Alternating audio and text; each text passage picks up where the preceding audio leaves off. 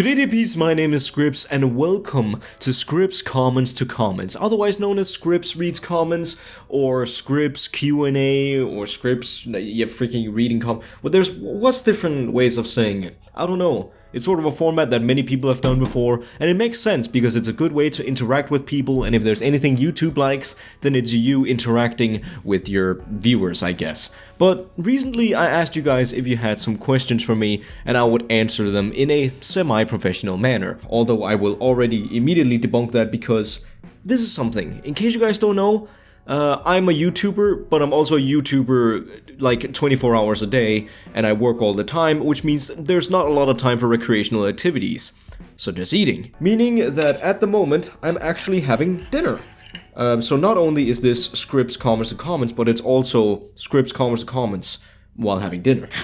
You could also interpret this as me taking you guys on a fancy dinner date and I'm sitting here eating, but whatever flatters you the most, interpret it as that. But anyways, let's get started. Also, if I look tired and look a little bit like a mess, I've just recorded a 5-hour Minecraft session, so sorry about that, but you're just gonna have to put up with the circumstances at this point. First question. This one is from the BC. I think that's just the only way I can refer to you, but I've seen you comment on many on my videos, so thank you very much for that. But your comment sounds as follows. What inspired you to become a YouTuber? How many past channels did you have? What are some YouTubers you watch? And what is your opinion of me constantly leaving tips on your Minecraft videos, and are you concerned? Anyways, sorry about all the questions and have a nice day. No worries about it, BC. There's a bunch of things that I would not be able to do in Minecraft if it weren't for your amazing comments and tips. And it would be the sort of stuff that I would never even think to look up, but it's good knowledge. It's good to have someone who's a little knowledgeable on the topic actually consistently helping me throughout the playthrough, so thank you very much for that. Gonna take another bite of my tortilla. Oh, that's hot! I don't know what actually originally inspired me to become a YouTuber. It's been so long since I had the dream of doing YouTube, or actually becoming good at it, that I think I started my first YouTube channel when I was around 12 years old. No, I remember congratulating my 12-year-old birthday on YouTube, which means I've been on YouTube since I was 11. Kinda crazy to think about it. But if I had to go back to actually like deciding to want to do YouTube professionally and actually take it serious and not just like try it out as a thing that I would enjoy doing, then it would probably be Markiplier. A lot of you know Markiplier, but in case you don't, Markiplier is a gaming YouTuber that has been around since around 2013, 14, I don't really know. I think he peaked in 2014 with Five Nights at Freddy's and all that coming out. And he was known as a funny Five Nights at Freddy man, play horror game. But way back when, like, I remember I was starting to follow him around the first time. He was still like this guy working in his mom's basement somewhere, doing videos, but he was so passionate and he had such a vigor and absolute transparent connection with his viewers that it just inspired me so much. And there was this one video that he did about becoming a YouTuber, actually, where he was sitting on like a stationary bike because he couldn't upload that day. That's how dedicated he was. If he couldn't upload that day, he would just find another means of uploading, and he would get those tons of videos out a day. I think he did like 5 videos way back in the day. It was crazy. But in that video he talked about believing in yourself and how important that is, and that just, it all inspired me to become a YouTuber at some point. I'm sorry, I could rant on for ages about this, but we need to keep this Q&A somewhat snappy so we can get through as many or as many questions as possible. But yeah, who inspired me to become a YouTuber? Markiplier. How many past channels do you have? I believe 4 to 5. I can't quite recall. But I revisited some of them in an old video I did for my 200 and something subscriber celebration, so you can go back and watch that. What are some YouTubers you watch? I watch many different kinds of YouTubers, but as you guys know, I'm more of a art gaming like combo, and I don't just like watching people who play games, I like people who talk about the games. I like people like, what's his name, Reykjavik, sounds like the freaking capital of Iceland, I don't remember, and Joseph Anderson and Mossbag and all those people who go very in depth with games.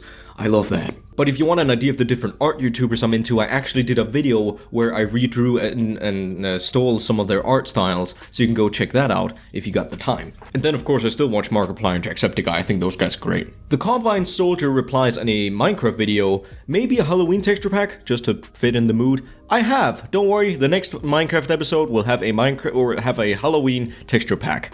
Oh, and then he asks again, do you plan on any long-term series besides Minecraft? P.S. Still waiting for Midnight Express and Dungeon Munchies. Dungeon Munchies is a game that I've been planning to return to for a long time, but it's a game that's in early access and I would prefer to wait until its full release and see if there's still sort of a buzz going around it at that point. If there is, then I would like to play it because it's the game that's got the sort of humor I like. It might not be everybody's cup of tea, but I like it, and I think I like it enough to return to it at some point. As for the Midnight Express is a game that I want to play, genuinely. It's an RPG Maker horror game, and I think some of the best horror, like, especially amongst the indie community, has come out in the RPG Maker form. Especially back in the day when those games were all the talk, and everybody freaking loved those games. And I would love to play that again, if the climate of YouTube changed with that. But sadly, me as a small YouTuber, then I am very dependent on the climate of YouTube. I have to follow it, and I sort of have to stay with it, because if I try to like stray off the path of the climate of YouTube, and like what games are popular at that time, YouTube will severely punish me. And it won't even share any sort of, it won't share the video at all, and it won't get any sort of views or attention.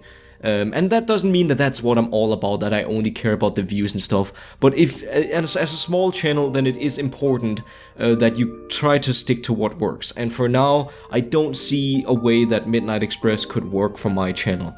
I'm not ruling it out, but I'm just saying it doesn't work really well right now. I'm really sorry, I hate denying people's requests like that. Especially if they request a lot, but sometimes you just have to go with the hard decisions. As for any long-term series besides Minecraft, then I do have some. But the problem is that those games aren't out yet. The first one that I've got planned is one that I think a lot of people have got planned, and it's a game called After Party. It's made by the developers who created Oxenfree, and it sort of seems to be a dark comedy type game where you do drinking games with the devil. And that sounds amazing. And also I really like the story of Oxenfree, and I like the dialogue and stuff they have going on in that game, so I'm really looking forward to that. My personal Let's Play on Oxenfree didn't turn out that well, view-wise or any sort of type like that, but that's because I also played it very late, so I want to stick to, or I want to be on the ride when that game initially comes out, and I'm gonna play it till the end. The other game that I'm really looking forward to, and I hope that people will enjoy enough for me to be able to play all the way through, is a game called Necrobarista. And that game is coming out very soon as well, right before Christmas I think. Which is also very story heavy, and it's about you being sort of like a barista, like a dead barista and stuff. It's cool, and it's sort of like a visual novel, but in a very unique way, because it's made in the Unity engine I believe. But I'm looking forward to that a lot. But as of right now, then I'm just sort of scouring for any sort of stuff to record at the moment. So no, I don't have any really long Let's Play that I'm planning to start like... I'm planning to start some soon, but not like in the next week soon. This next one is probably the request that I've gotten the most, so I'm just gonna answer all of them in this comment. Just asking, do you have any social media like Twitter and Discord server? No, I do not. As of now, and it's a dang shame, but that's just because I'm being lazy, I don't know how to set that stuff up, and I'm an idiot most of the time. I will eventually though, as soon as I feel like that becomes important enough to me, and as soon as I feel like there's enough people on the channel who want that, then I will definitely set off the dedicated time to create multiple ways for you guys to be able to interact with me and even with each other. It'll be really cool, but it's not something that I'm planning to do right now. Ari Sinervo, hello Ari, asked the question, really like this series. If this is just a demo, do you plan on playing the full game on release? And she's talking about the game Rose of Starcross, I believe. And I think so, yes. Once again, this is absolutely about the climate of YouTube. And the thing about a lot of games that get released on itch.io is, despite them looking so good, some of them look extremely good. For example, like the Don't Give Up game. I really wanted to play that out in full fruition, but there just wasn't enough people backing it, and not enough people were interested in the topic for me to be able to continue, which is a real shame. And it's really sad to see people's work go to waste like that. But you just sort of have to, once again, follow the climate. There's not much I can do myself. Maybe when I'm a bigger YouTube, I can help shed some light on the situation. or like not shed some light on the situation, but actually drag some attention to games. But for now, I just sort of have to ride off of the attention that exists on already popular games, which really sucks. But yeah, I want to play Rose of Starcross if there is a buzz going on around it on release. Also, Ari, you asked the same question about Blasphemous. I might go back to Blasphemous, although I'm not seeing any immediate reason to right now. Oh gosh, that mug gives me life. This one?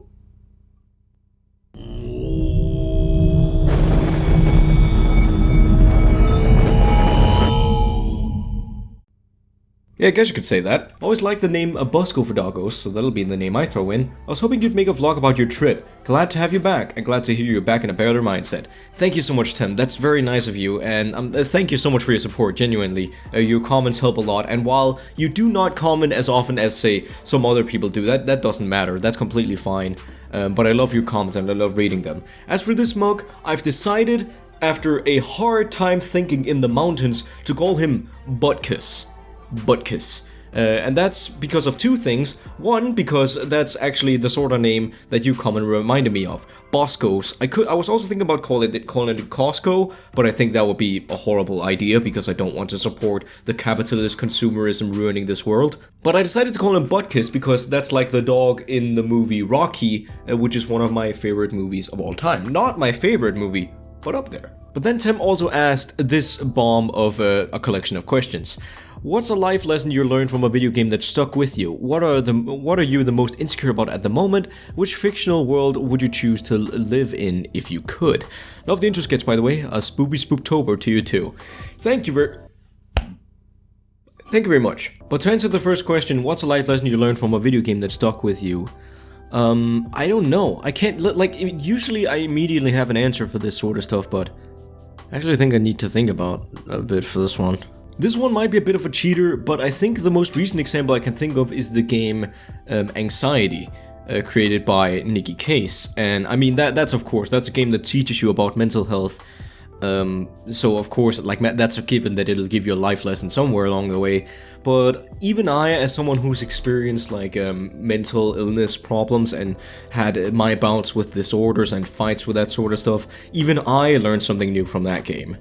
And it was really helpful in the end, and I'm happy that it didn't take a dark twist, but that it actually just... Oh, sorry, my stuff froze again. I'm just happy that the game went in the direction where it wants to help the player instead of just reminding them of what's already happening. But if you want some games that are really freaking good for life lessons, then I recommend A Short Hike. It's a very short game, but it's such an enjoyable experience, and it just shows you what like enjoying the serenity of the moment can be, and it's such a nice experience. But if you want some bartender philosophy, literally, then play a VA11 Holiday or a Valhalla, Cyberpunk, what's it called? Cyberpunk Bartender Simulator. That game is fantastic. It's a great visual novel, and it's got some of the best and at the same time funniest deep dialogue. What are you most insecure about at the moment? Would probably be two things, and one of them would probably be my voice. I'm kind of insecure about my voice. I don't have a particularly good narration voice or good commentary voice. It's just me being kind of unhappy with the voice. It's not that deep and it's not that light. Like, it's sort of in a middle weird uncanny valley where I feel like it doesn't really fit me, but I think that's more like a mental issue than an actual issue.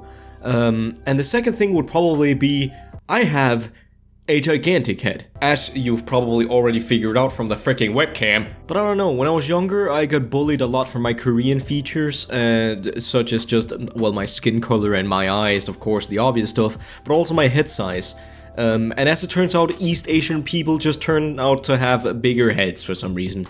I don't know, maybe it's because we got big gamer brain, but because I got bullied with it when I was younger, that's just sort of a thing I'm insecure about at the moment. Sucks, but can't really do much to change it, can you? Which fictional world would you choose to live in if you could? Is that a question? Have you played video games, lady? Pokemon. Who wouldn't want to live in Pokemon world? You have pets, but more useful pets. Pets that are cool, that they're perfectly fit for human needs. They can make you fly, they can freaking make you swim, dive underwater, they can smash rocks if you need to. And then it's this vibrant, lovely world where nothing bad could ever happen, except of course the law is terrible at enforcing their laws, because like a terrorist attack happens every 2 weeks or something. Kind of a bad job if you ask me. But anyways, that was all the questions that I got for this time around. I'm gonna do this more. It's something that I enjoy doing, and it's not, well, not just answering questions about myself. That's a little narcissistic, don't you think? Maybe that's why my head's so big, that's where my gigantic ego is hiding. But yeah, I really like talking to you guys, and I basically want to try to find as many different comedic entertainment reasons to actually, you know, find a reason to talk to you guys and communicate. I really like the idea of YouTube being this kind of like more... It's more transparent than TV, and it's closer to the audience than TV is, and that's why it's better than television. And it's just an advantage that I really want to like grasp on and really focus hard down on to try to get as much like two-way conversation as is possible with this platform. So if you guys got any ideas for how I could do that, then write it in the comments. Anything that you would like or enjoy watching, that's something that I'll deeply consider. But other than that, then I hope your hearts filled with questions are less filled with questions now, and that I at least filled out your curiosity just a little bit. But anyways, thank you all so much for watching, and I'll catch you on the next one. I didn't even finish my dinner. There we go. Peace.